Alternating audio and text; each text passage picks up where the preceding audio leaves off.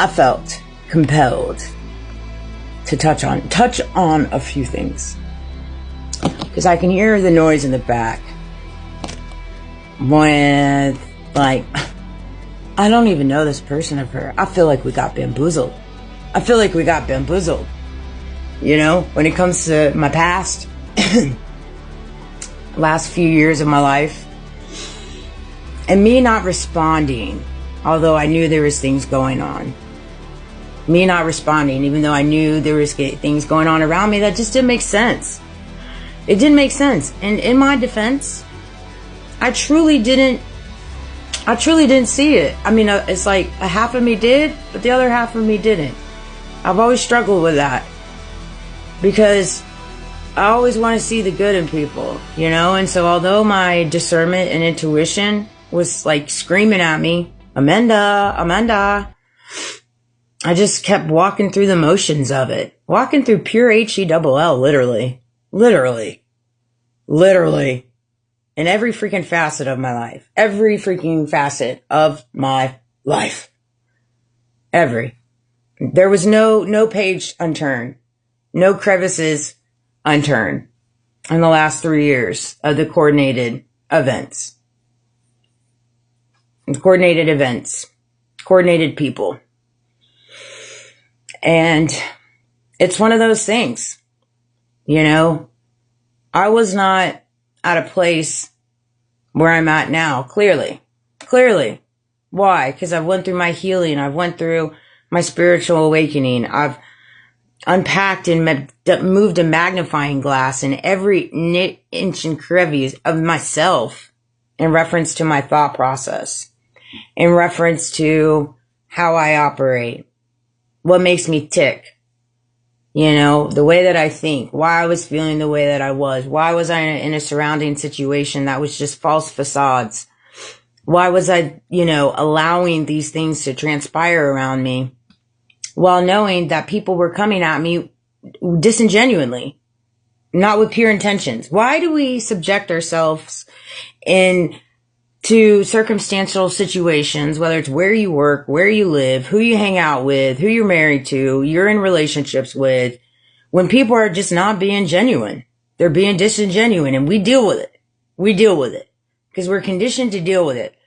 Because we want to be pick-me's and we don't want to be alone. You know, and it's one of those things. It's a hard truth. Nobody wants to rip off that Band-Aid. I turned a blind eye to it for 40 years. And I do not anymore. I don't. You know, and it's one of those things. It's a hard truth. It is. We live in a world conditions us to be XYZ. We allow a lot of mistreatment. And then we give excuses for it. And for me, you know, I don't give excuses. I just see glass on the other end. I don't project. I don't deflect. I just recognize how their heart is and how it's broken. And so I don't carry that weight on my side. I just send them with love and light. And it just helps me move. It helps me move in peace. It helps me just not carry the weight of what has happened to me and been bestowed onto me. All because of, Lordy, money. Money, greed, power. That's literally it. Jealousy, envy, anger. It's just what the world's conditioned to run on.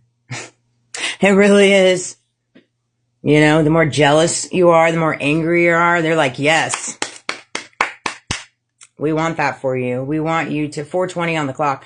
We want you to be that person. And I just refuse. And so that said, if it comes to anybody in my back saying, oh, we feel bamboozled. She wasn't truly herself, this and that. Yes, I was truly myself. I've always been truly myself.